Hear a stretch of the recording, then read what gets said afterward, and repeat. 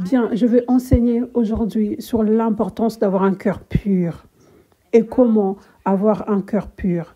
Donc, nous allons aller dans la parole, dans Galates 5, verset 19. Les œuvres de la nature humaine sont évidentes. Ce sont l'adultère, l'immoralité sexuelle, l'impureté, la débauche, l'idolâtrie, la magie, les haines, les querelles, les jalousies, les colères, les rivalités, les divisions, les sectes, l'envie, les meurtres, l'ivrognerie, les excès de table et les choses semblables. Je vous préviens, comme je l'ai déjà fait, ceux qui ont un tel comportement n'hériteront pas du royaume de Dieu. Mais le fruit de l'esprit, c'est l'amour, la joie, la paix, la patience, la bonté, la patience, la foi, la douceur, la maîtrise de soi. Contre de telles attitudes, il n'y a pas de loi. Ceux qui appartiennent à Jésus-Christ ont crucifié leur nature propre avec ses passions et ses désirs. Si nous vivons par l'Esprit, laissons-nous aussi conduire par l'Esprit. Ne soyons pas vaniteux en nous provoquant les uns les autres, en nous portant envie les uns aux autres.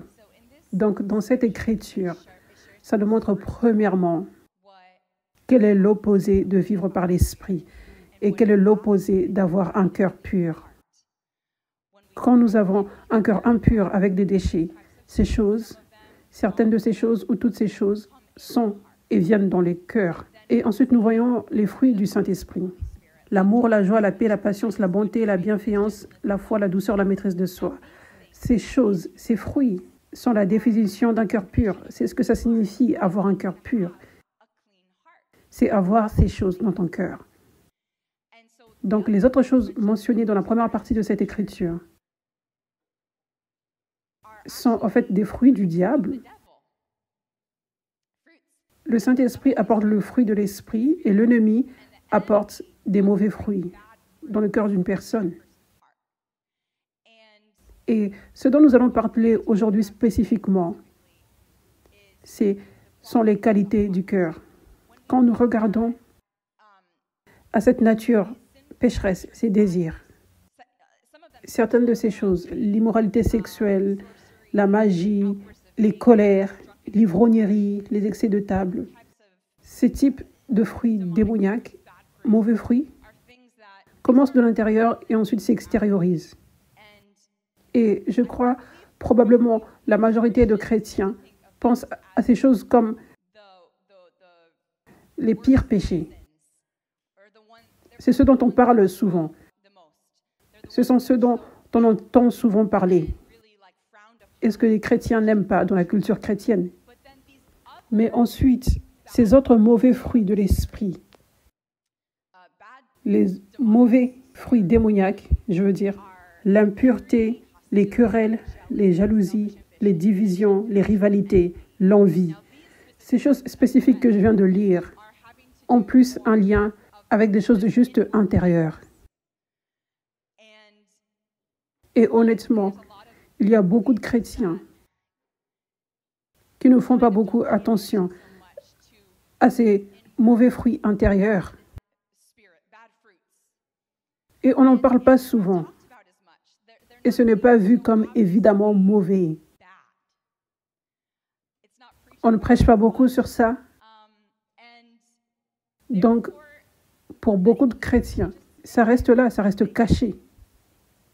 Les gens essayent probablement de se focaliser sur les mauvais fruits extérieurs et ils négligent les mauvais fruits intérieurs. Donc, ce que nous devons comprendre, c'est que tout ceci n'est pas bon. Tout ça, ce sont des mauvais fruits. Tout ça va conduire à avoir un cœur impur. Et tout ça, ça ne plaît pas à Dieu. Et ça même dit dans l'Écriture.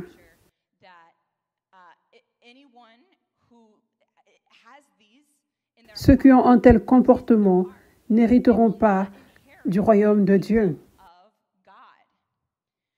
Donc aujourd'hui, ce qui va se produire, c'est que les yeux vont s'ouvrir pour voir le sérieux de ces mauvais fruits. Et Dieu va apporter la conviction pour se débarrasser de ces mauvais fruits. dans ton cœur et avoir un cœur pur. Amen. Alléluia.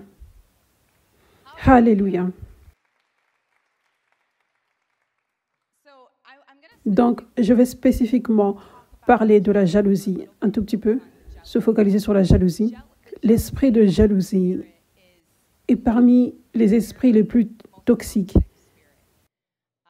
Cet esprit conduit à la distraction dans la vie de quelqu'un quand ça reste, et ça peut conduire à la distraction dans le corps de Christ quand ça reste. Donc, c'est l'une des plus grandes tentations pour les croyants, spécifiquement les croyants. Et l'une des plus grandes stratégies du diable, c'est apporter cet esprit, apporter cette suggestion, cette tentation, être jaloux des gens. Parce qu'il sait à quel point c'est toxique. Il sait qu'une fois que tu lui donnes une permission dans ce domaine, ça peut conduire au contrôle, son contrôle sur ta vie.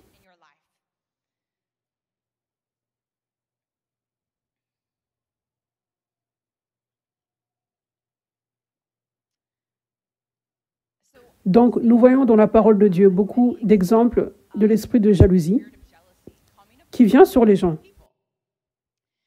Et spécifiquement, les gens dans la parole de Dieu qui sont jaloux des serviteurs de Dieu, jaloux des gens que Dieu utilise et par qui il fait avancer son travail. Donc, nous voyons cet exemple avec Caïn et Abel. Donc, ils étaient frères et Caïn avait donné une offrande à Dieu. Mais ce n'était pas une si grande offrande. Son offrande était petite et ça n'avait pas touché le cœur de Dieu. Ce n'était pas un si grand sacrifice, mais Abel avait donné une grande offrande. C'était les premiers fruits. Et ça avait réellement touché le cœur de Dieu. Et les deux en avaient connaissance. Donc, Caïn était vraiment jaloux de son frère. Parce qu'il avait touché le cœur de Dieu. Il avait fait cette grande chose dont Dieu était fier. Donc cette jalousie s'était tournée en haine, le conduisant à tuer son propre frère. Donc rappelez-vous de comment j'avais dit que la jalousie peut être si toxique. Dans ce cas, ça avait conduit à celui qui avait l'esprit de jalousie. Ça l'avait conduit à haïr et ensuite tuer à cause de cette haine. Nous trouvons aussi Isaac. Il était réellement riche. Dieu l'avait béni dans chaque domaine, spirituellement et physiquement. Genèse 26, verset 12. Isaac fit des semailles dans le pays et il récolta le centuple cette année-là, car l'Éternel le bénit. Cet homme devint riche et s'enrichit de plus en plus jusqu'à devenir très riche. Il avait des troupeaux de petits et de gros bétail, ainsi qu'un grand nombre de serviteurs. Les Philistins furent jaloux de lui. Tous les puits qu'avaient creusés les serviteurs de son père à l'époque de son père Abraham, les Philistins les comblèrent en les remplissant de terre. Donc ici, nous voyons la jalousie se produire contre un homme de Dieu qui était béni. Et cette jalousie a été si toxique et cela a apporté de la distraction. Cela a apporté à vouloir blesser, à vouloir prendre la bénédiction que Dieu a apportée à Isaac. Nous trouvons aussi Saul, qui était tellement jaloux de David. 1 Samuel 18, verset 6. Donc, juste avant cette écriture, Saul aimait David. Et Saul était roi, et en tant que roi, il gagnait des batailles. Donc, David était béni par Dieu. Dieu était avec lui.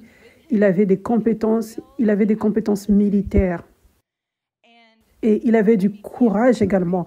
Il avait ces qualités qui faisaient de lui un bon soldat et ce qui conduisait à la victoire pour le roi, pour la nation. Donc, il avait tué Goliath à cause de son courage et parce que Dieu était avec lui. Ça, c'était une bénédiction pour Saul. Ensuite, Saul avait fini par faire de lui un soldat dans son armée et il excellait réellement. David excellait réellement parce que Dieu était tellement avec lui. Et Dieu l'avait béni avec des compétences. Donc, il brillait réellement. Et ensuite, il y a eu ce changement où Saul avait vu que David était une bénédiction, un changement où on voit la jalousie arriver. C'est juste que David brillait tellement qu'il se sentait menacé. Il voulait briller beaucoup plus. Donc, 1 Samuel 18, verset 6. Alors qu'il revenait de guerre, après que David eut tué le Philistin, les femmes sortirent de toutes les villes d'Israël à la rencontre du roi Saul. Elles chantaient et dansaient au son des tambourins et des triangles, et elles poussaient des cris de joie.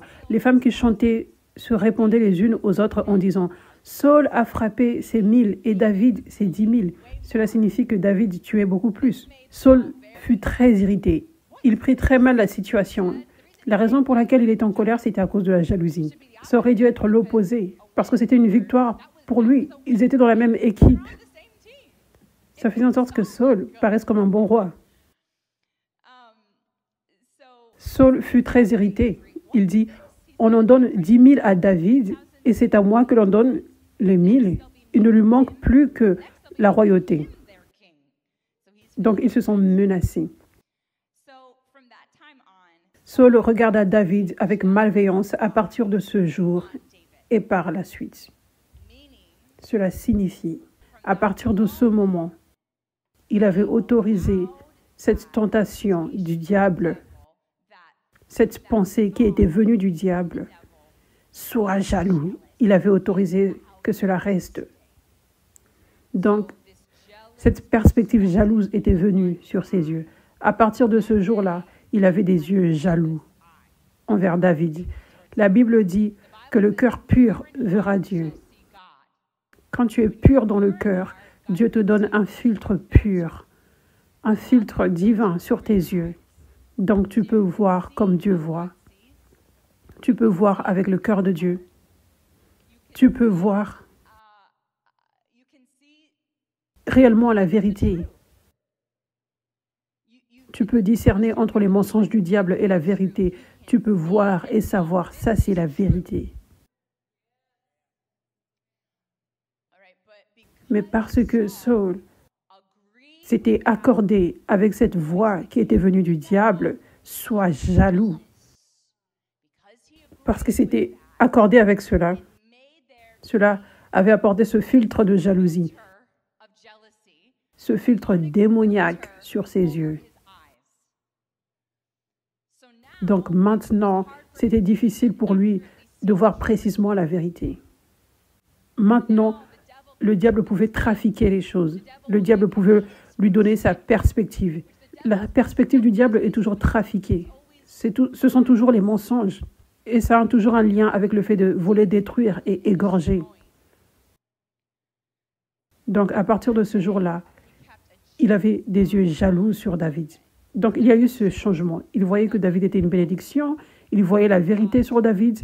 Et il y a eu ce changement où maintenant, il voit les choses avec la perspective du diable. Et ça dit qu'à partir de là, un esprit démoniaque était venu sur Saul.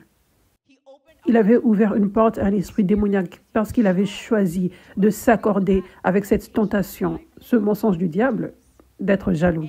Et cela l'avait conduit à devenir une mauvaise personne. David jouait comme les autres jours et Saul avait sa lance à la main. Saul leva sa lance en se disant « Je vais clouer David contre la paroi », mais David l'évita par 2 fois. Et ça, c'était le commencement de la mission pour tuer David, dans laquelle Saul était, à cause de cet esprit d'homme méchant qui haïssait David, parce qu'il était jaloux. Il le haïssait seulement parce qu'il était si jaloux de lui. Encore une fois, vous voyez à quel point l'esprit de jalousie est toxique. Ce à quoi ça conduit quand tu laisses cet esprit s'imprégner, quand tu ne le rejettes pas. Amen. Maintenant, nous trouvons l'histoire de Joseph. Joseph était favorisé parmi plusieurs frères. Il était un favorisé. Mais cela avait un lien avec le fait qu'il avait un cœur précieux, un cœur pur. Et Dieu avait un appel sur sa vie, un appel spécial sur sa vie. Donc, il était favorisé par son Père dans les cieux, Dieu, et il était aussi favorisé par son Père sur terre. Et son Père sur terre l'avait donné une belle tunique de plusieurs couleurs. Il n'y a rien de mal avec le fait d'avoir une faveur sur une certaine personne à cause de son cœur pur et parce que cette personne est une bénédiction pour toi et pour Dieu. Amen. Donc, son père ne faisait rien de mal. Il portait cette belle tunique qui avait été donnée uniquement à lui et ses frères commençaient à être jaloux. Et ensuite, la jalousie avait augmenté quand Dieu avait donné à Joseph un rêve qui montrait réellement qu'il était un choisi, que Dieu avait un appel spécial sur sa vie. Il était un serviteur de Dieu choisi. Et dans ce rêve, il disait qu'il voyait ce frère s'incliner devant lui, pas en adoration, mais en honneur, comme une façon d'honorer. Il les avait vus s'incliner. Et quand les frères avaient entendu cela, c'était réellement ce qui les avait rendus si jaloux. Parce que dans ce rêve, c'était réellement une confirmation de ce qu'il sentait, qu'il a quelque chose de spécial sur lui. Il est favorisé. Il était plus béni qu'eux-mêmes.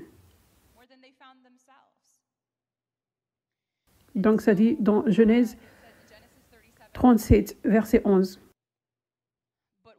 Ses frères se montrèrent jaloux de lui. Mais son père garda le souvenir de cela, de ce rêve. Et ensuite, nous voyons la même histoire que j'ai partagée encore. C'est la même chose qui s'est produite encore. Ils ont autorisé à cet esprit de jalousie de pénétrer.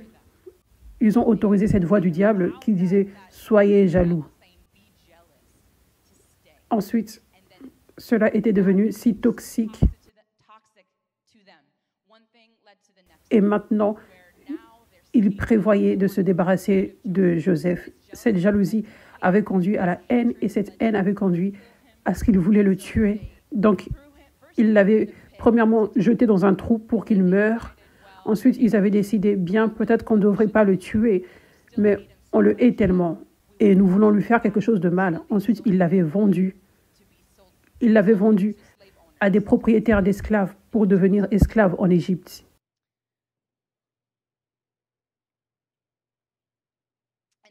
Et ensuite, nous trouvons que Jésus,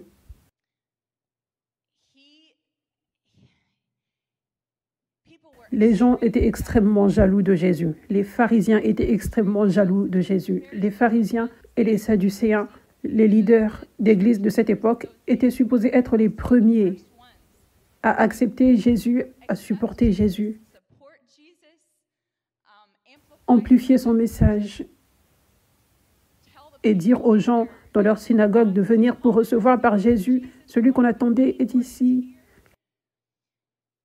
Mais à la place, la majorité d'entre eux étaient remplis de jalousie.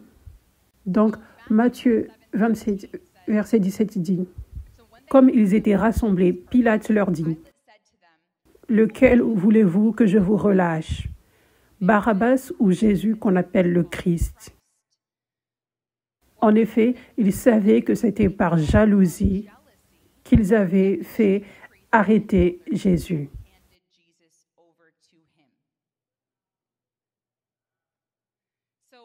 Donc, nous savons que les pharisiens haïssaient Jésus. Ils pensaient qu'il était un faux prophète. Ils l'accusaient d'être un faux prophète et d'être hérétique. Et toute cette haine les avait conduits à faire en sorte qu'il soit crucifié. Mais comment tout cela a commencé? D'où cette haine est venue? La haine n'était pas venue parce qu'ils pensaient qu'ils allaient contre la parole de Dieu et qu'ils se disaient, nous devons être nobles et sauver les gens de ce faux prophète. Non, ce n'était pas venu par là. C'était venu par la jalousie. C'est pour cela que la haine était venue. La jalousie. Parce qu'ils étaient les leaders de l'Église à ces temps-là. Et tout d'un coup, Jésus vient. Et Jésus avait l'onction, la puissance. Jésus faisait des miracles. Et ces choses ne se produisaient pas avec les pharisiens et les sadducéens. La façon dont il prêchait touchait les vies. Il prêchait avec autorité. Des esprits mauvais obéissaient à ses commandements. Et la vie des gens était si transformée par Jésus, par son ministère. Il ressuscitait même les morts. Et les gens accouraient vers lui. Les gens n'accouraient pas vers les pharisiens, vers les sadducéens. La façon dont ils accouraient vers Jésus. Donc, ils étaient devenus jaloux de Jésus. Donc, vous savez, cela répond à la question de pourquoi on voit ces miracles que Jésus performait. On voit dans les Écritures qu'il y avait cet homme aveugle.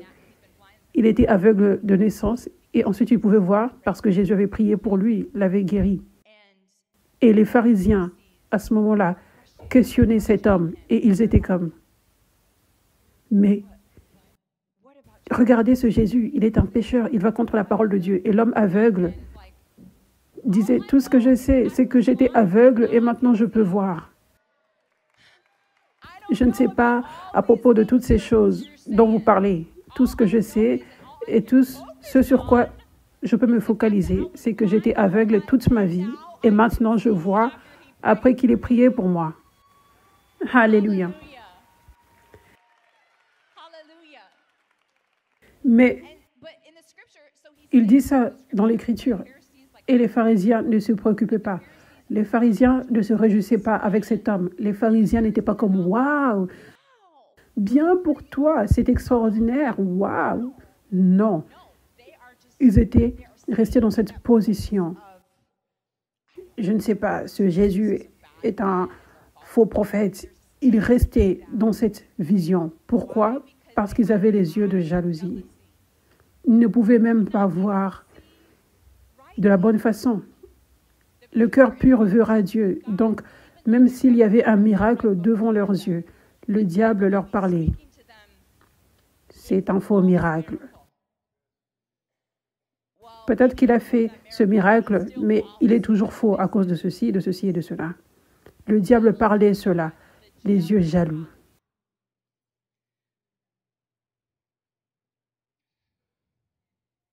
Donc, ce sont juste quelques exemples. Il y a même plus d'exemples dans la Bible. Ce sont juste quelques exemples de la jalousie. Vous voyez à quel point la jalousie est présente dans la parole de Dieu? Vous savez, la jalousie, c'est l'arme favorite du diable. C'est l'une des armes favorites du diable contre les gens pour apporter la distraction dans leur propre vie. Parce que ces gens ne réalisent pas immédiatement que ça ouvre une grande porte à l'ennemi. Ils ne réalisent pas que ça apporte de l'aveuglement sur eux. Ils pensent que c'est sans danger d'avoir ces pensées et de garder ces pensées.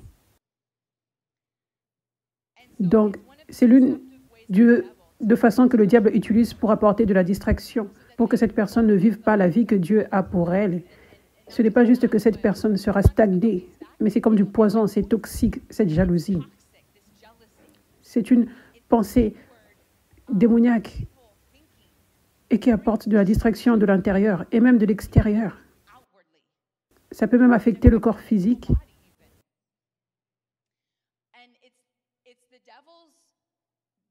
Et c'est l'arme la plus grande du diable pour stopper le travail de Dieu. Ça, c'est la même arme, c'est la même stratégie que nous voyons encore et encore et encore et encore dans la parole de Dieu, que je viens de vous partager.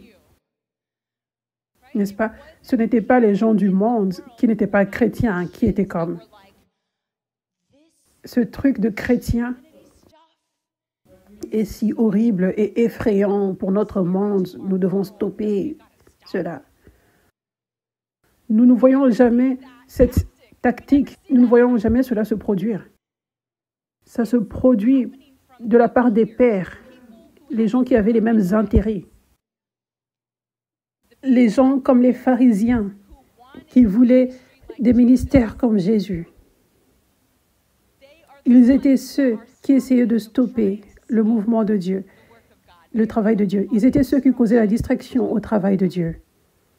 Et c'est la même chose aujourd'hui. Jésus-Christ est le même hier, aujourd'hui et éternellement. Et la façon dont le diable fonctionne, ses stratégies sont les mêmes hier, aujourd'hui et éternellement. Donc nous pouvons apprendre aujourd'hui, à partir de la parole de Dieu, sur comment le diable avait fonctionné dans le passé. Amen. Maintenant, la jalousie. J'aimerais premièrement vous montrer à quel point la jalousie apporte de la distraction. Ça n'en vaut pas la peine. Ce que beaucoup de personnes ne comprennent pas, c'est qu'elles pensent, elles veulent quelque chose que quelqu'un a. Elles voient que quelqu'un est béni, quelqu'un a un talent. Quelqu'un a la faveur de Dieu. Et cette personne veut cela. Et dans sa tête, c'est trafiqué avec les mensonges du diable en pensant, si j'écrase cette personne, je peux m'insérer là et devenir cette personne. Mais ça ne peut jamais fonctionner. Parce que Dieu est celui qui a placé cette personne-là. Et Dieu a des principes. Dieu ne place pas les gens là juste parce qu'ils veulent être là. Dieu choisit qui il veut et il a des principes qu'il élève celui qui est humble. Il oint les gens. Il place la faveur sur les gens parce qu'ils sont abandonnés, parce qu'ils sont purs, ils sont humbles, ils sont obéissants. Donc ensuite, il les élève pour sa gloire. Il sait qu'ils ne prendront pas la gloire qui lui revient parce qu'il a testé leur cœur.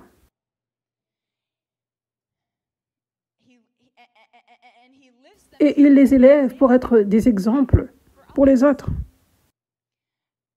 Paul dit, imitez-moi comme j'imite Jésus. Donc ça, c'est la façon principale de Dieu pour montrer aux autres ce que ça signifie d'être comme Christ. Il place une lumière sur son serviteur. Il l'élève pour sa gloire, pour aider les autres, pour enseigner les autres. Donc, ce qui se produit avec les gens qui sont jaloux, c'est que c'est trafiqué dans leur tête. Ils essayent de faire tomber quelqu'un. Ils essayent de tuer la personne. Aujourd'hui, nous ne voyons pas la mort physique. Dans la parole de Dieu, nous avons vu la mort physique. Probablement parce qu'aujourd'hui, tu ne peux pas t'en sortir facilement avec ça. Mais aujourd'hui, les gens essayent de tuer avec leurs paroles. Les gens essayent de détruire la réputation de quelqu'un, la vie de quelqu'un, l'entreprise de quelqu'un, le ministère de quelqu'un, quand nous parlons des serviteurs de Dieu. Ils essayent de détruire le ministère de quelqu'un en déclarant des mensonges, de fausses accusations, le commérage, les calomnies, en inventant des choses dans le but de faire en sorte que les gens ne croient plus en cette personne dont ils sont jaloux, que les gens s'éloignent. Ça, c'est ce qui se produit aujourd'hui dans le corps de Christ.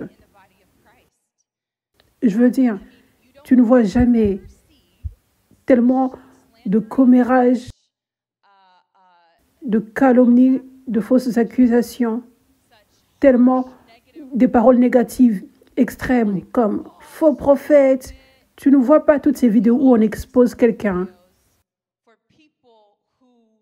sur les gens dont les autres ne sont pas jaloux. Tu ne vois pas ceci pour les serviteurs de Dieu qui ne portent pas l'onction. Tu vois seulement ces paroles, ces fausses accusations, ces vidéos où on expose tout cela et cette passion, cette haine intense, cette mission intense de stopper. C'est seulement pour les ministres de Dieu qui portent la puissance de Dieu. C'est toujours pour les ministres de Dieu qui voient des fruits, les miracles se produire dans leur ministère, ce que Dieu a béni, là où beaucoup viennent pour recevoir, les gens voyagent dans le monde pour venir recevoir. Donc, cela devrait nous dire quelque chose. Soyons sages.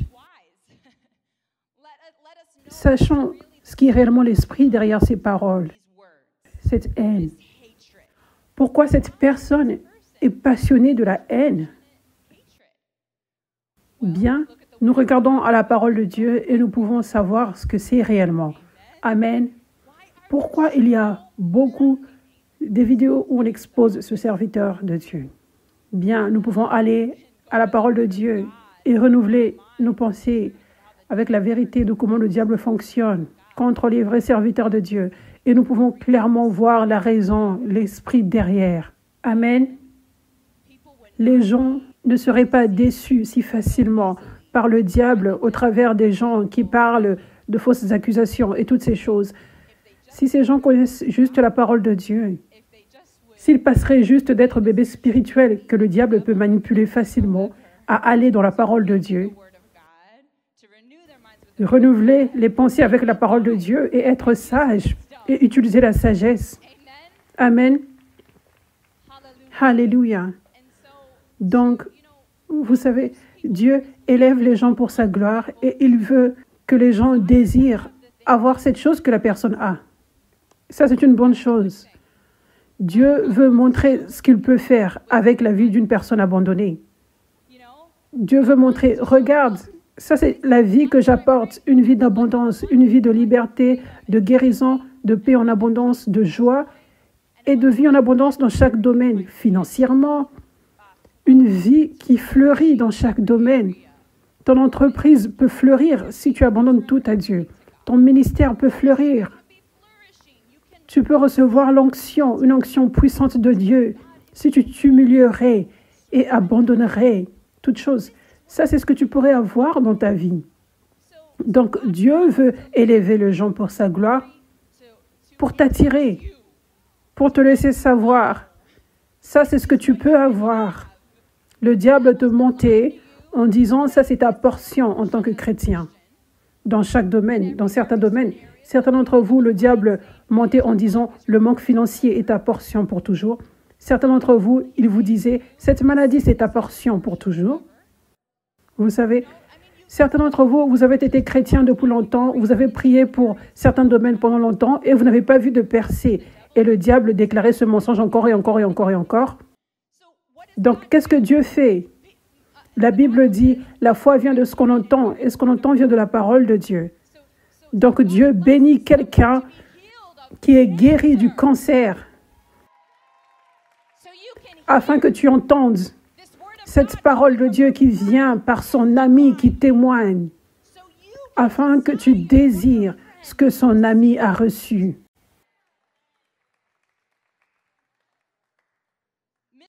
Le ministre de Dieu qui est là, ministre de Dieu, Dieu veut que tu désires porter son onction. Dieu veut que tu désires avoir un ministère énorme pour sa gloire. Chaque personne devrait vouloir avoir un ministère massif parce que cela signifie que beaucoup d'âmes sont sauvées et équipées à être des serviteurs de Dieu puissants et guéris et délivrés. Tous les ministres de Dieu devraient désirer avoir beaucoup de personnes dans leur église. Dieu ne veut pas que tu désires avoir une petite église. Oui, nous devons penser avec le système de pensée royal de Dieu. Nous devons sortir de ce système de pensée de pauvreté, ce système de pensée de victime, système de pensée de rejet, et connaître que Dieu veut nous emmener de gloire en gloire. Savoir que Dieu dit qu'il veut nous utiliser pour sa gloire. Nous ne le désirons pas, mais il choisit de nous utiliser. Il nous appelle dignes, même si nous ne sommes pas dignes. Il nous appelle dignes. Donc, ministre de Dieu, vous êtes dignes d'avoir beaucoup de personnes dans vos églises et d'avoir l'onction de Dieu qui coule au travers de vous. Avoir des miracles qui se produisent dans vos ministères. Si vous vous abandonnerez, vous êtes digne et Dieu le veut pour vous. Donc, peu importe. Désirer ce que les autres ont, c'est une bonne chose. Tu devrais voir, je veux cela également. Mais ça devrait être un désir pur, sans rapport avec le fait de détruire quelqu'un d'autre. Parce que tu es en colère de ne pas avoir actuellement ce que la personne a. Ça, c'est là que les choses sont mauvaises. Mais ce que Dieu veut, c'est que tu vois ceci. Que tu vois ceci que tu veux dans la vie d'une autre personne et que tu ailles vers lui en disant « Seigneur, je vois que tu as béni cette personne. Je vois la faveur que tu lui as donnée. Je vois l'onction se manifester dans sa vie. » Ministre de Dieu, il veut que vous disiez « Je vois ta faveur, Dieu. Je vois ta main sur ce ministère. Je vois les miracles et cette onction. Seigneur, je veux cela. Je manque quelque chose. Seigneur, aide-moi à recevoir cela, parce que je sais que tu veux cela pour moi également. » Je veux dire, nous avons tous différents appels, mais quand ça en vient à avoir la vie en abondance, être béni, et si tu es appelé au ministère, avoir un ministère béni, où tu portes l'onction, Dieu le veut pour chaque personne. Donc, la bonne façon, c'est d'aller vers Dieu et dire, et être honnête, dire « je veux cela ». Dieu est heureux d'entendre cette prière. Cela signifie que tu n'entends pas au mensonge du diable de victime, au système de pensée de pauvreté du diable. Amen. Donc tu es supposé aller vers lui et dire « Dieu, aide-moi à recevoir comme il a reçu ou elle a reçu ». Et tu dois être biblique et mature et comprendre, te rappeler du principe de Dieu. Comment Paul dit « Imitez-moi comme j'imite Christ ». Tu es supposé t'humilier et dire et voir, je n'ai pas ce que cette personne a, je veux ce qu'elle a. Donc, elle est une Paul moderne que je dois imiter, par qui je dois apprendre. Ça, c'est la façon de faire. Dieu t'a donné cette personne comme une bénédiction pour ta vie, pas une malédiction. Mais les gens avec la jalousie voient cela comme une malédiction.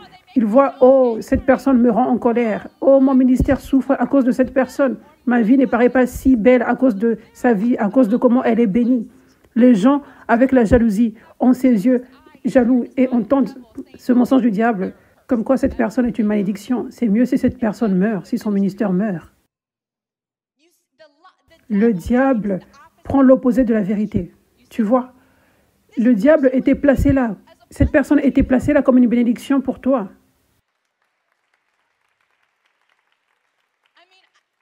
Je pense à propos d'Élie. Qu'est-ce que se serait passé si Élisée était jaloux d'Élie? Il n'aurait pas reçu le manteau d'Élie. Et la même chose pour Paul et Timothée. La même chose pour les disciples de Jésus. Ça, c'est pour cela que c'était les pécheurs et les collecteurs d'impôts. Parce que les pharisiens voyaient Jésus comme une malédiction. L'onction que tu ne respectes pas, tu ne peux pas la recevoir. Donc, ils voyaient avec les yeux jaloux que Jésus était une malédiction pour leur ministère.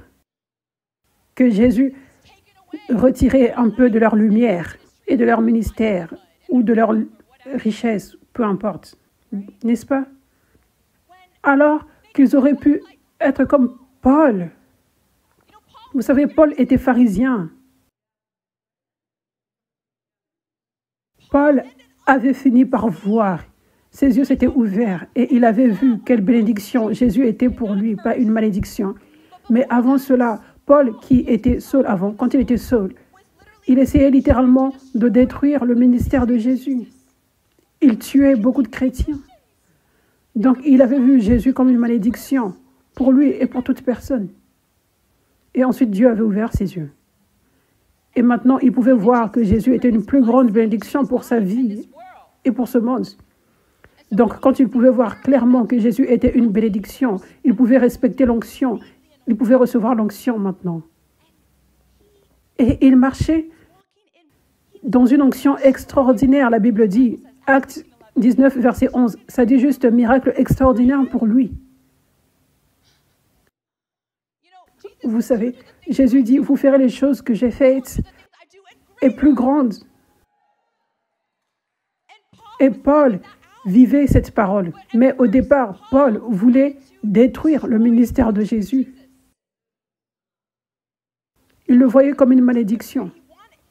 Mais ensuite, il avait reçu. Il faisait exactement ce que Jésus faisait. Donc c'est réellement le diable.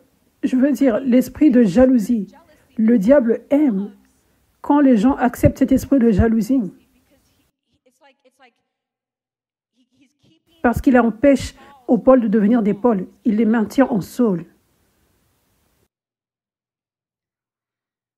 Je vous le dis, j'ai vu les gens recevoir le transfert d'onction. Beaucoup d'entre vous êtes ici. J'ai vu les gens recevoir facilement. Et ce n'est pas que ces gens ont fait des choses folles. Ils n'ont pas payé beaucoup d'argent pour recevoir cela. Ils n'ont fait aucun rituel pour recevoir cela. Ce n'est pas nécessairement qu'ils ont été ordonnés au ventre de leur maman plusieurs fois. Mais ils étaient simplement humbles. Et ils avaient vu le serviteur de Dieu comme une bénédiction, une personne par qui ils pouvaient recevoir et apprendre. Ils avaient accepté le principe de Dieu, comme imite-moi, comme je m'imite Christ. Ces gens ont vu, waouh, je veux cela dans ma vie, je veux cela dans mon ministère. Cette personne, ce serviteur de Dieu, est une bénédiction pour moi. Et ils avaient reçu. Et ils avaient reçu une onction puissante. Et ensuite, il y a d'autres personnes qui pourraient recevoir l'onction de leur vie. Mais elles restent avec l'esprit de jalousie. Elles se font du mal à elles-mêmes. Ce n'est pas comme, oh, Dieu aime cette personne plus, ou cette personne a fait quelque chose de spécial. Non, c'est vraiment simple. Tu peux juste t'humilier, rejeter l'esprit de jalousie, et tu peux recevoir comme cette personne a reçu. Et quelle honte cela est de manquer à cela. Quelle honte cela serait d'être un Élisée qui devient jaloux d'Élie et qui ne reçoit pas la double portion. Tu es jaloux de ce serviteur de Dieu, mais c'est en fait l'appel de Dieu pour toi, que tu marches dans un plus haut niveau d'onction et que tu sois même plus béni que ce serviteur de Dieu, et tu y manques à cause de la jalousie. Vous voyez à quel point c'est stupide d'être jaloux, spécialement quand ça en vient aux serviteurs de Dieu.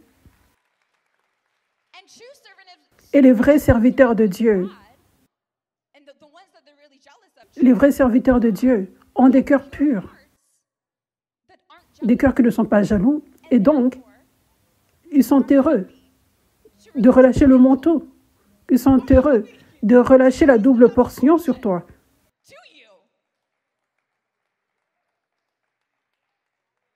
Donc, le serviteur de Dieu, que les gens démonisent, sont prêts à donner une double portion à ces gens.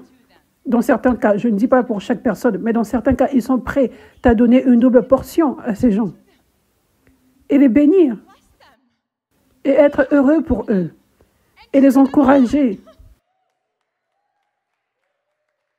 Vous voyez, vous pouvez réellement voir comment cette stratégie de la jalousie vient du diable. Vous pouvez réellement le voir, vous savez.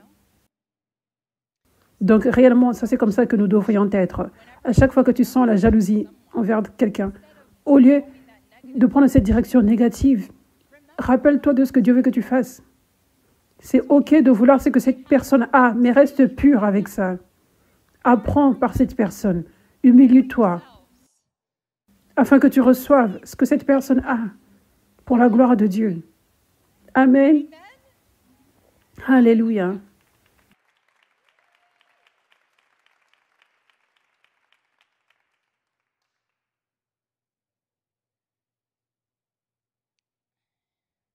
Donc,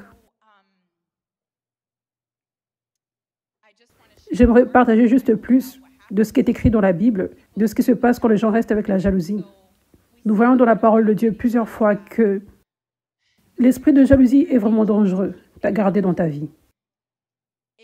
Si tu gardes cela, ça devient du poison et toxique, comme je l'avais dit. Ou beaucoup de fois, le cœur devient encore plus endurci et plus endurci et plus endurci. Et des fois, tu trouves que l'endurcissement du cœur est tellement fort que cette personne est prête à tout pour détruire la vie de quelqu'un ou le ministère de quelqu'un. Et dans ce cas, Dieu doit intervenir. Dieu donne aux gens une volonté libre. Donc, ça c'est comme ça que Dieu peut autoriser pour un temps, pour que les gens aillent sur ce chemin de démoniser un serviteur de Dieu et apporter de la blessure pour un temps. Parce que Dieu donne une volonté libre aux gens. Et il leur donne des chances de se repentir. Il leur donne de la grâce. Et aussi, Dieu est si intelligent, il utilise cette attaque où on démonise un serviteur de Dieu, un ministère, comme un feu de la transformation pour le serviteur de Dieu et pour le ministère, pour l'Église, pour les gens qui viennent dans la maison de Dieu, dans ce ministère, pour tester leur foi, pour faire en sorte qu'ils grandissent plus fort dans la foi. Amen. Donc, c'est vraiment commun de voir Dieu autoriser qu'une blessure se produise temporairement. Et des fois, je l'ai expérimenté, moi. Dans notre église, on avait commencé avec 20 personnes. Ensuite, on a été descendu à 15, ensuite 10, ensuite 5, ensuite 2. Et c'était à cause de la jalousie. C'est comme ça que ça avait commencé. Et Dieu avait autorisé cela pour mon bien, pour me transformer et pour transformer les gens qui étaient là, qui décidaient de rester pour passer des tests. Amen. Et le plan de Dieu est si parfait, ça ne l'inquiétait pas. Par exemple, si une église devient petite pour quelques années, le plan de Dieu est si grand. Vous savez, le dommage que le diable cause, en 4 ans, Dieu peut racheter le temps en 1 seconde. Alléluia. Vous savez, tout ce par quoi Joseph était passé, aller dans le trou, avoir des mensonges contre lui, il était faussement accusé, comme quoi il essayait de coucher avec une femme et il était envoyé en prison. Et en 1 seconde, il était sorti de cette prison. Et pas juste à un niveau normal en sortant de la prison. Il était élevé encore plus haut pour être placé dans son appel finalement.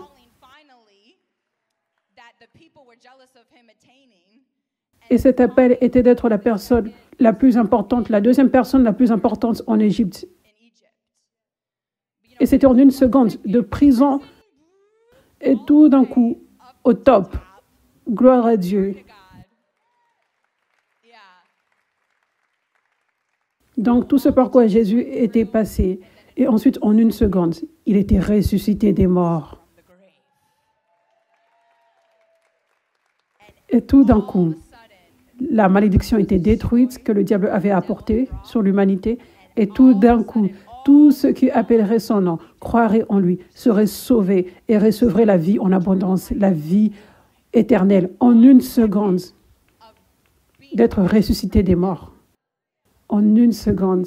Amen. Alléluia. Alléluia. Oui. Donc, peu importe, ce que nous voyons dans la parole de Dieu et aussi ce que nous voyons aujourd'hui, c'est que Dieu autorise que les gens soient jaloux et que les gens causent de la distraction, de la blessure aux serviteurs de Dieu, au travail de Dieu. Et Dieu prévoit de racheter et faire en sorte que le diable paye plus tard. Mais nous voyons que Dieu autorise cela. Et des fois, c'est même plus d'1 an. Nous devons aussi comprendre que dans ce temps, et en passant, je veux dire, ce que nous voyons avec les serviteurs de Dieu, avec toutes les histoires que je vous ai partagées, et aussi ce que nous voyons aujourd'hui, nous voyons le diable essayer de stopper le travail de Dieu. Et c'est toujours la façon principale de stopper qu'il utilise, qui est la jalousie. Il utilise les gens avec la jalousie. Donc, nous voyons pour des années, plusieurs fois, dans la parole de Dieu.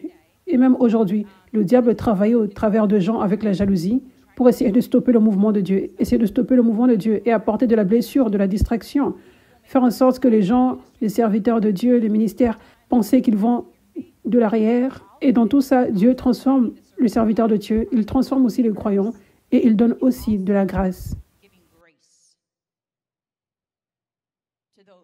à ceux qui essayent de stopper le travail de Dieu, à ceux qui ont la jalousie. Il leur donne de la grâce et plus de grâce et plus de grâce parce que sa grâce est si abondante, au-delà de ce que nous pouvons comprendre et au-delà de ce qui fait sens pour nous.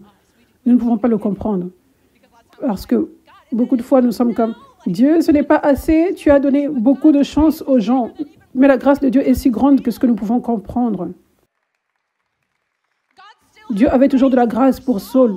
Dieu aimait toujours Saul qui était devenu Paul. Et c'est la même chose pour les gens aujourd'hui. Dieu les aime toujours. Dieu leur donne toujours de la chance. Dieu déverse toujours sa grâce pour des années, plusieurs fois. Vous savez. Mais éventuellement, le temps sera fini. Éventuellement, le travail de Dieu devra remporter la bataille. Le peuple de Dieu doit être libéré. Éventuellement, la victoire doit venir. Ça peut être des années sans cette victoire réelle, mais éventuellement, cette victoire doit venir. Donc, vous voyez Pharaon avec cette jalousie envers Moïse. Moïse était béni par Dieu. Il y avait des signes et des merveilles que Dieu faisait par Moïse, que Pharaon ne pouvait pas faire, que les dieux de Pharaon ne pouvaient pas faire, et les sorciers de Pharaon, qui étaient les meilleurs, ne pouvaient pas faire. Donc, Pharaon était jaloux de Moïse, jaloux de la faveur, de la puissance qui était avec lui, au travers de Dieu. Donc, Dieu était rempli de compassion envers Pharaon. Il lui donnait plus et plus de chance. La raison de pourquoi Moïse continuait de dire « Laisse mon peuple partir encore et encore et encore et encore et encore », c'est à cause de la grâce de Dieu pour Pharaon. Ça te donne une image d'à quel point la grâce de Dieu est grande, parce que Pharaon ne méritait pas cela, vous savez. Mais aux yeux de Dieu, il l'aimait plus que le fait qu'il ne le méritait pas et la méchanceté qu'il avait dans son cœur. Donc, il continuait de lui donner des chances et de la grâce. Mais éventuellement, Dieu devait intervenir parce que le peuple de Dieu devait être libéré. Les Israélites devaient être libres. La promesse de Dieu devait se réaliser. Donc, éventuellement, Dieu devait intervenir. Et il était intervenu en apportant des fléaux. En apportant des fléaux pour essayer d'ouvrir les yeux. Regarde, ça c'est Dieu. Les yeux qui ne pouvaient pas voir. Les yeux avec les yeux jaloux, qui ne pouvaient pas bien voir. Regardez, ça c'est Dieu que vous persécutez. Ça c'est le travail de Dieu que tu essaies de stopper. Il faisait cela en apportant des fléaux pour essayer de convaincre les cœurs. Et nous voyons avec Pharaon, Dieu avait commencé avec des fléaux mineurs et ça avait augmenté avec la mort des premiers-nés et la mort du fils de Pharaon également. Et éventuellement, finalement, Pharaon avait donné l'autorisation et ensuite l'esprit de jalousie l'avait pénétré encore. Donc après le départ des Israélites, après la mort des premiers-nés, il était revenu en les poursuivant, mais il n'avait pas à mourir. Lui et ses soldats n'avaient pas à mourir s'il n'avait pas laissé cet esprit de jalousie revenir. Mais finalement, Dieu devait les faire mourir dans la mer. Vous savez. Donc, Dieu va faire ce qu'il a à faire pour s'assurer que son travail est la victoire. Il donne la grâce après grâce, après grâce, après grâce. Mais éventuellement, ce sera le temps de Dieu où son travail devra aller de l'avant. Nous ne pouvons pas blaguer en allant vers Pharaon encore et encore. Laisse mon peuple partir. Nous ne pouvons pas faire cela pour 20 ans, 30 ans, 40 ans, 50 ans. Il est temps pour que le peuple de Dieu soit libéré. Donc, Dieu est le même hier, aujourd'hui et éternellement. Donc, ce principe où Dieu intervient quand ça en vient aux jaloux qui essayent de stopper le travail de Dieu, il va intervenir encore aujourd'hui. Il va intervenir aujourd'hui. Et le monde sera choqué.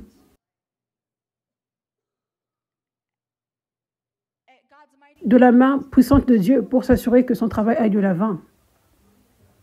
Amen. Alléluia. Alléluia. Donc, pour nous, serviteurs de Dieu, et pour les croyants, ce n'est pas notre travail de forcer la main du Pharaon. Ce n'est pas notre travail d'essayer de convaincre les gens jaloux de stopper d'être jaloux et de stopper de faire ce qu'ils font. Ce n'est pas notre travail de les forcer. Ce n'est pas notre travail d'être consumé par eux et d'être inquiété par eux. Laisse Dieu faire ce qu'il veut. Dieu va prendre soin de cette situation. Ce que nous devons faire, c'est nous assurer que nos cœurs soient purs et qu'on reste focalisé sur Jésus et son travail et qu'on ne soit pas ennuyé par ceux qui essayent de stopper le travail de Dieu. Ce n'est pas notre place, c'est la place de Dieu. Amen. Alléluia. Merci Jésus.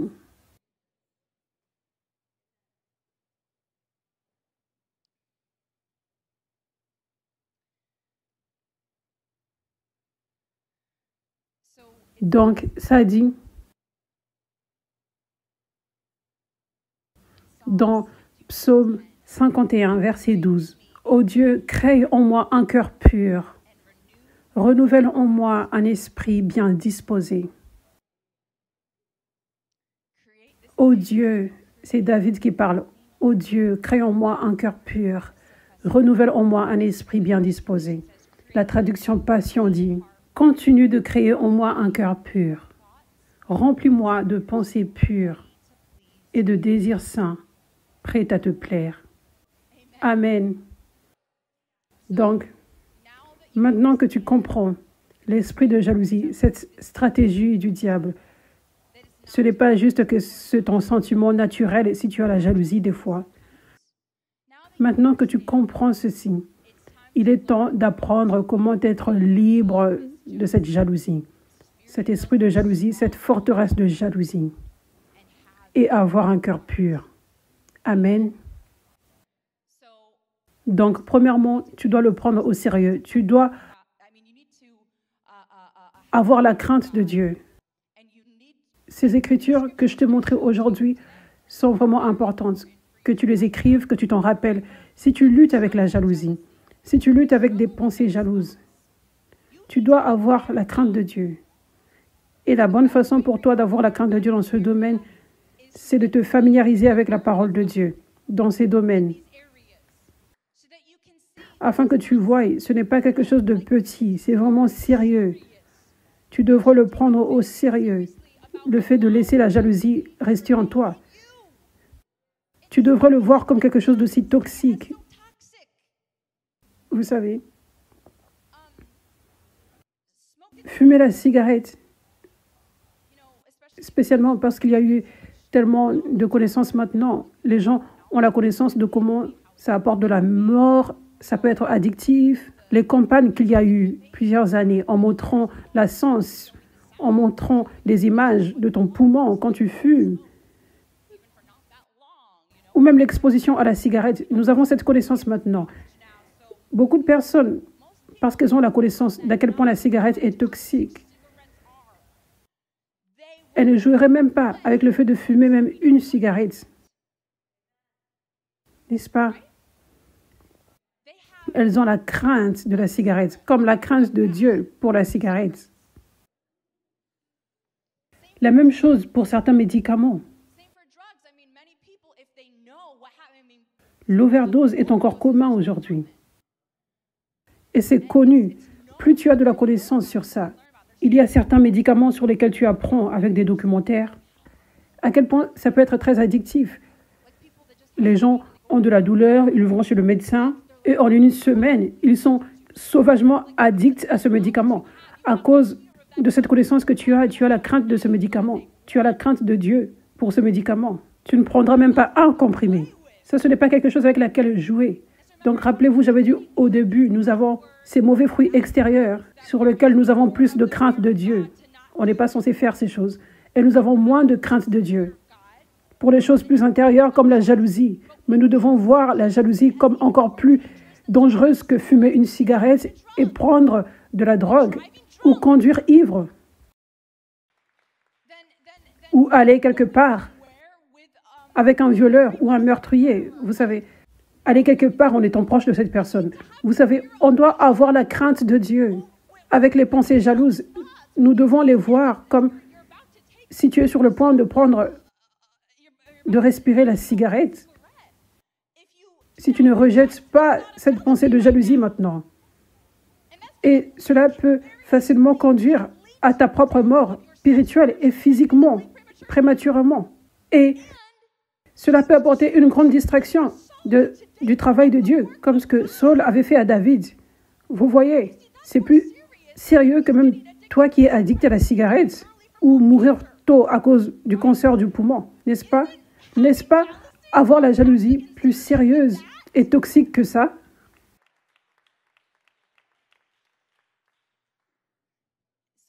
Donc, il est temps de grandir et d'être mature, d'appliquer ce que tu as appris. Tu as appris ces principes de comment être libre des mensonges du diable. Pour vous rappeler, pour vous qui ne le savez pas encore, la Bible dit « Soumettez-vous à Dieu ». Cela signifie « Soumets-toi à sa parole, sa vérité ». Vois la différence entre ce que le diable veut et ce que Dieu veut, les mensonges du diable et la voix de Dieu. Soumets-toi à Dieu. Tu dois choisir la façon de Dieu, le chemin étroit, sa parole, ses instructions. Comme ce que nous avons lu dans ce verset dans Galates, marcher par l'esprit et se débarrasser de ces façons de faire charnelles, ces mauvais fruits. Donc tu te soumets à Dieu. Tu choisis, je ne veux pas être jaloux. Je veux avoir un cœur pur. Un cœur pur. Ça, c'est mon intention, ça, c'est mon désir. Ça, c'est mon obéissance à Dieu. Donc, tu en fais un but de ta vie tous les jours. Je me soumets à Dieu. Ces domaines où je lutte, je vais dans les versets comme « Crée en moi un cœur pur ». Je lis ce verset encore et encore tous les jours. Je renouvelle mes pensées avec cette parole. Crée en moi un cœur pur. Seigneur, ça, c'est vraiment important. Je dois avoir un cœur pur. Ça, c'est la chose la plus importante dans le monde. Oublie toutes les autres choses que je dois faire, toutes les autres responsabilités. Ça, c'est la chose la plus importante dans le monde. Crée en moi un cœur pur. Soumets-toi à Dieu. Ça, c'est se soumettre à Dieu. Ça, c'est un exemple de se soumettre à Dieu. Donc, le verset de la Bible dit « Soumettez-vous à Dieu ». Je n'ai pas le verset exact écrit, mais le verset dit « Soumettez-vous à Dieu, résistez au diable et il fuira loin de vous ». Donc, soumettez-vous à Dieu. Ça, c'est numéro 1. Résistez au diable.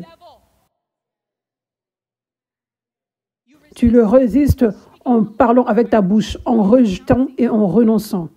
Quand la pensée vient, quand tu commences à avoir une pensée jalouse, une pensée négative contre quelqu'un, contre un ministère, contre un mouvement de Dieu, peu importe, tu commences à avoir cette pensée, tu dois immédiatement la rendre captive à Christ. La Bible dit toute pensée doit être rendue captive à Christ. Tu dois attraper cette pensée. Tu ne peux pas la laisser dans ton cœur, dans ta tête. Tu ne peux pas la laisser comme un film dans ta tête avec toutes les autres pensées. Comme, oh, ce gars est beau aujourd'hui. Oh, je me demande ce que je veux manger. Oh, je suis jaloux de cette personne. Oh, je dois aller chercher les enfants aujourd'hui. Tu ne peux pas laisser cette pensée rester là avec toutes les autres pensées dans ta tête qui ne sont pas démoniaques. Immédiatement, tu l'attrapes, tu la rends captive. Prends-le au sérieux.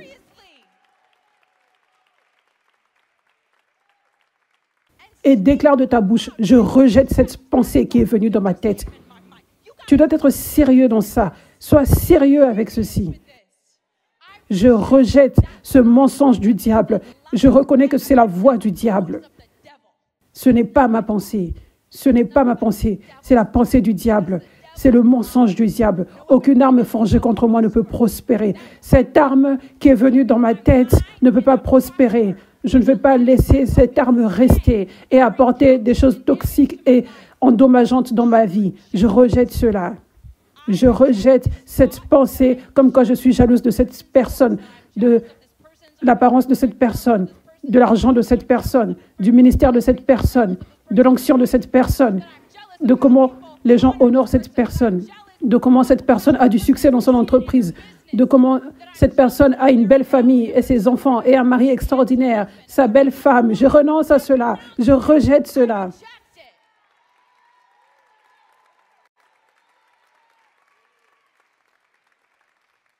Tu dois être un soldat et être sérieux sur ça.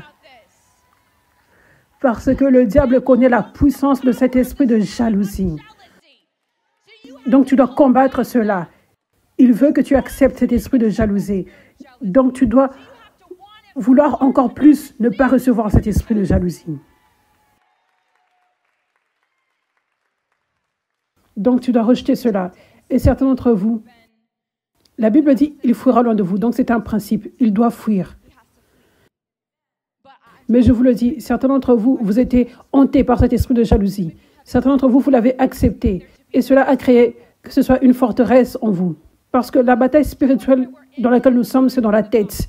Donc, des fois, tu peux avoir des pensées comme « je ne suis pas assez bon, je ne vais jamais réussir dans cette chose, je ne suis pas digne, mon passé est mauvais, je ne suis pas beau ou belle, je pense que je vais perdre ceci ». Peu importe, des pensées.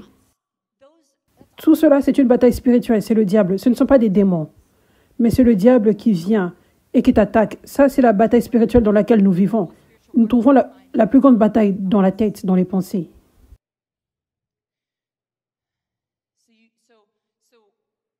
Donc, il y a ce principe que si tu rejettes ces pensées qui ne viennent pas de Dieu, le diable doit fuir et il n'apportera plus ces pensées. Même s'il les avait apportées plusieurs fois, il ne pourra plus les apporter. Amen.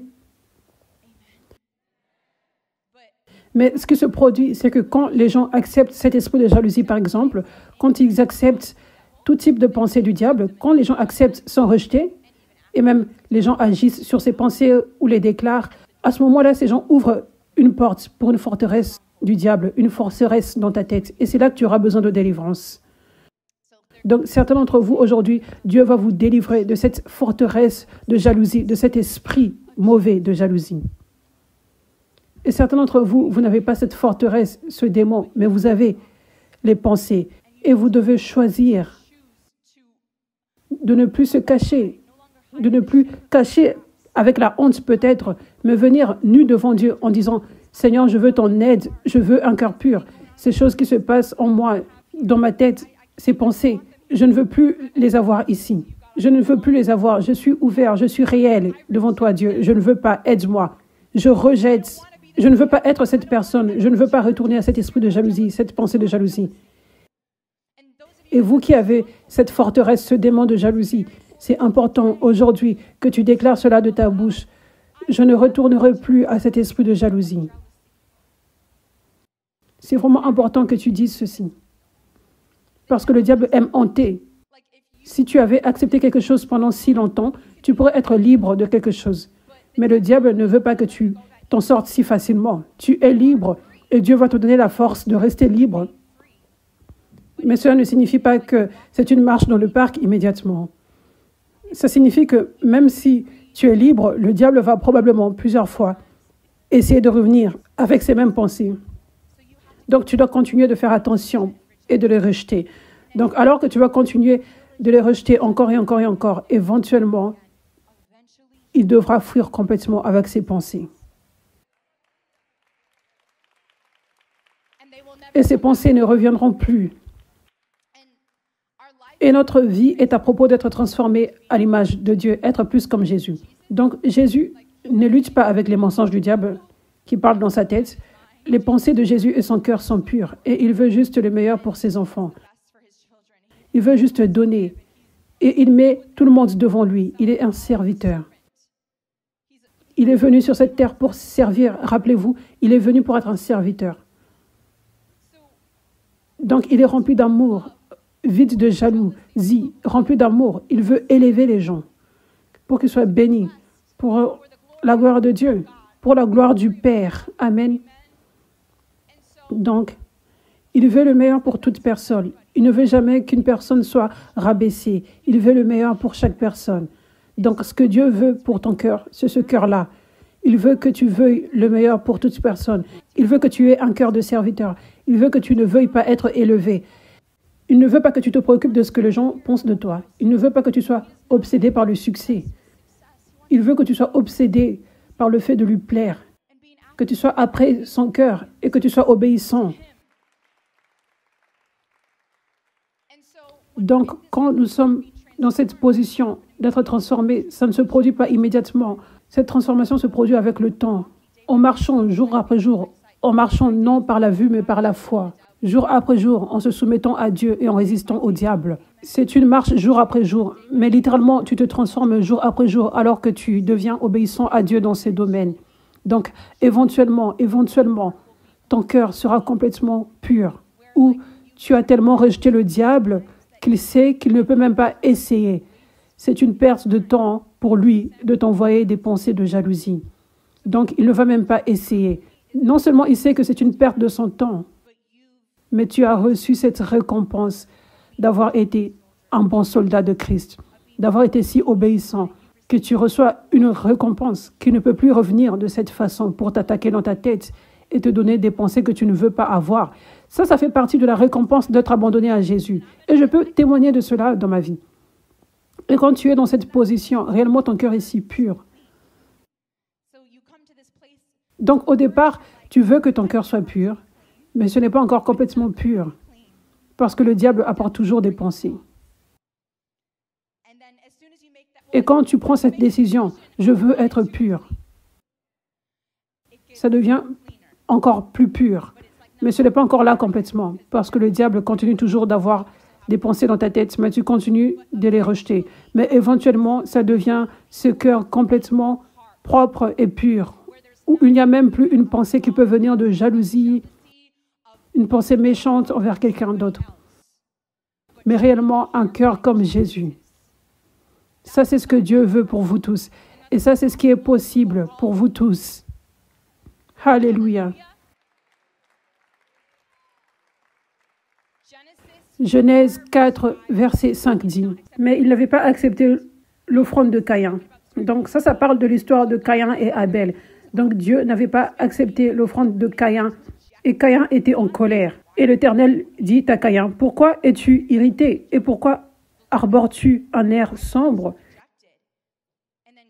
Et ensuite Dieu dit, « Certainement, si tu agis bien, tu te relèveras. » Donc il dit, « Je veux t'accepter. Je vais apporter de la faveur sur toi. Je vais t'apporter des bénédictions. Si tu agis bien. Si. Si en revanche tu agis mal, le péché est couché à la porte et ses désirs se portent vers toi. Mais c'est à toi de dominer sur lui.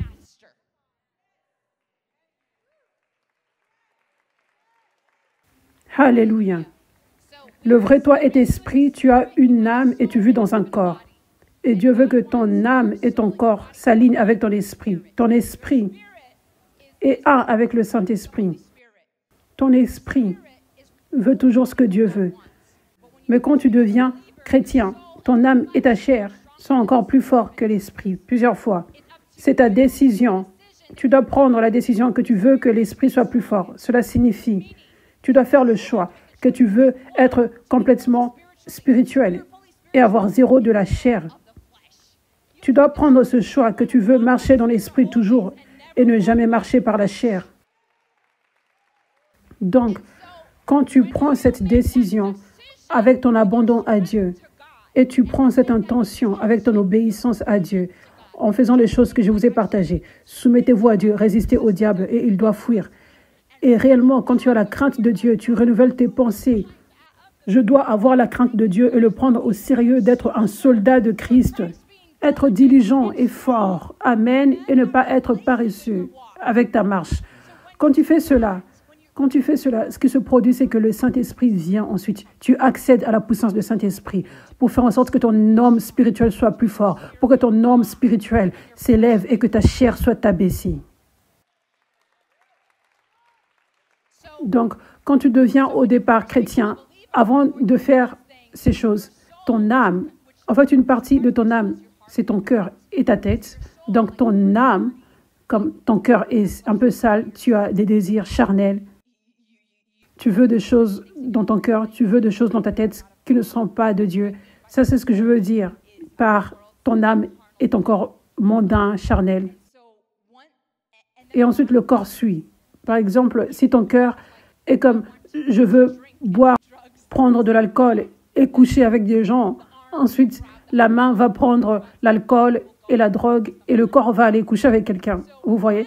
Donc, quand tu t'abandonnes à Dieu et tu veux être spirituel et que tu ne veux plus être charnel, le Saint-Esprit te donne la puissance d'être en mesure de te soumettre à Dieu, de résister au diable afin qu'il fuit. Donc, ces pensées et ces désirs qui viennent dans ton cœur, dans ta tête, tu les rejettes. Et ça ne te contrôle pas. Donc, ton cœur et ton corps sont soumis. Ton cœur est comme, oh, je veux prendre la drogue, je veux boire, je veux coucher avec des gens, je veux faire une mauvaise chose à quelqu'un parce que je suis jaloux ou quoi que ce soit. Mais tu es comme, mais mon cœur veut plus la volonté de Dieu.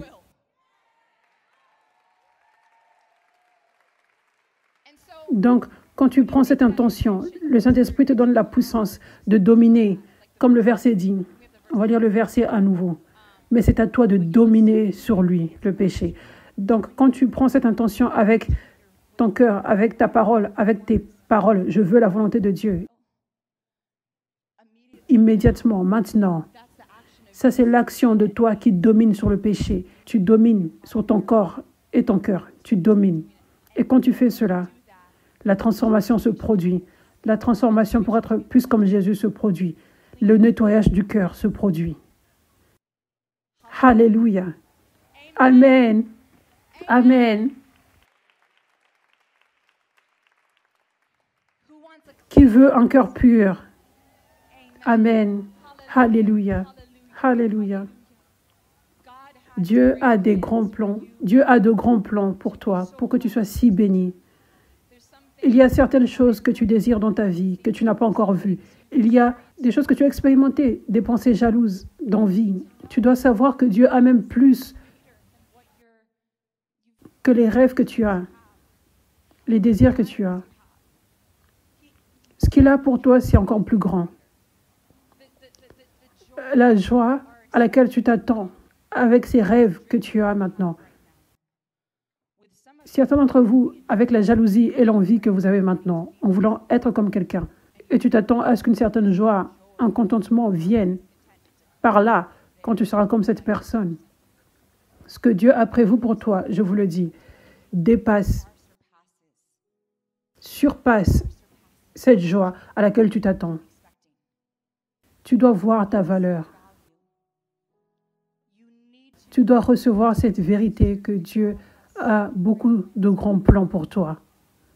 Stop vouloir tellement obséder sur le succès, sur comment les gens te voient, sur ce que les gens ont.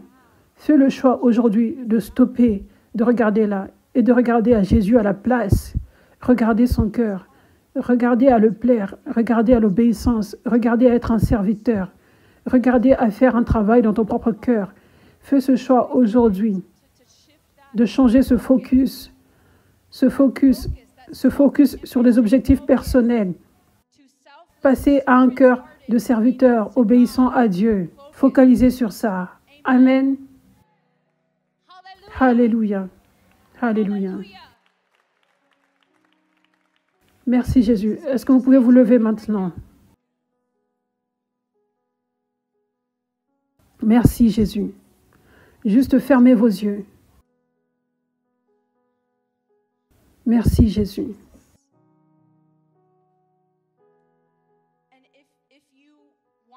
Si tu veux renoncer devant Dieu aujourd'hui dans ce domaine de jalousie, d'envie et les objectifs égoïstes, juste avoir tellement de focus sur le succès et les rêves et être béni, toutes ces choses. J'aimerais t'inviter à venir devant maintenant parce que Dieu va te libérer aujourd'hui. Te libérer de cet esprit qui te hante. Merci Jésus.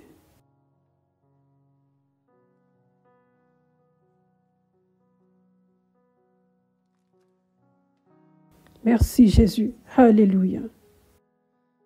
Alléluia. Je déclare sur tous ces gens qui viennent devant et toute personne ici, vous êtes appelés à avoir des cœurs purs, des mains pures, de vrais disciples de Jésus. Ça, c'est ton appel. Ton appel est d'être si béni, d'être une grande lumière pour Jésus. d'avoir de l'abondance, avoir l'abondance de joie et de paix, avoir l'abondance dans chaque domaine, être un exemple pour les autres personnes, être une personne à qui les gens regardent pour apprendre et devenir béni et apprendre comment être béni parce que les gens voient ta lumière. Ça, c'est ton appel et le diable ne peut pas prendre cet appel de toi. Merci Jésus. Juste parle à Dieu maintenant ce que tu dois lui dire. Tu peux parler de ta bouche, renoncer.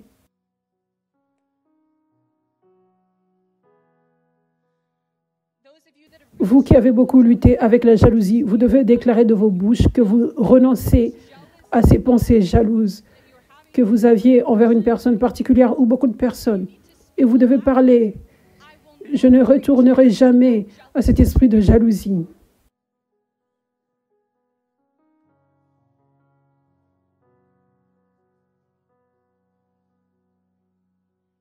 Merci Jésus. Merci Jésus. Je vous détache tous de ce que vous avez renoncé.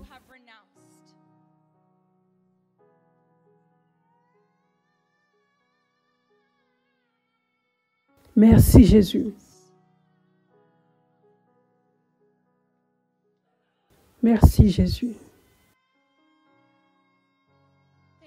Merci Jésus.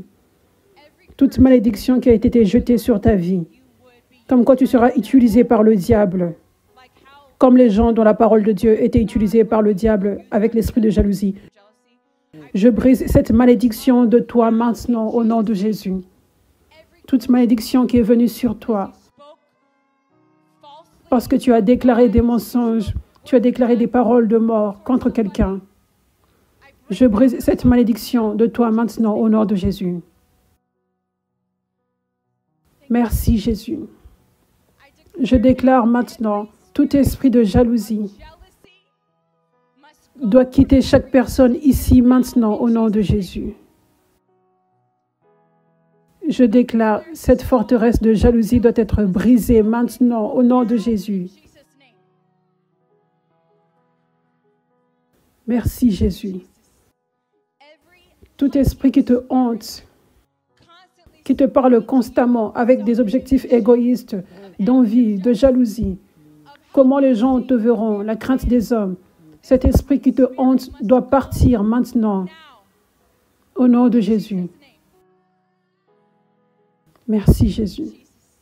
Merci Jésus. Je déclare tout dernier esprit qui la tourmente. À 3, tout esprit de jalousie, tout esprit qui essaie de l'égarer de son appel et de la volonté de Dieu. À 3, cela doit la quitter au nom de Jésus. 1, 2, 3.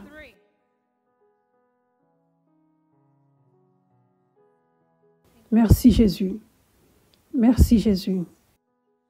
Je déclare liberté complète maintenant au nom de Jésus. Merci Jésus. Merci Jésus. Alléluia. Alléluia. Merci Jésus. Merci Jésus. Alléluia. Alléluia. Merci Jésus. Merci Jésus. Merci Père. Je déclare la liberté dans chaque cerveau ici, la liberté. Je déclare tous ces mensonges, toutes ces pensées démoniaques doivent quitter ta tête complètement au nom de Jésus. Que tu ne sois plus distrait par ces pensées au nom de Jésus. Et je relâche cette onction sur vous tous ici, pour avoir la pureté dans vos cœurs. Je déclare que vos cœurs soient purifiés maintenant. Purifiés maintenant. Merci Jésus. Merci Jésus. Merci Père. Je déclare les yeux de jalousie, les yeux jaloux te quittent. La perspective du diable, la perspective de jalousie te quitte au nom de Jésus. Que tu aies les yeux de Dieu, que tu voies Dieu, que tu voies la vérité, que tu voies de la bonne façon.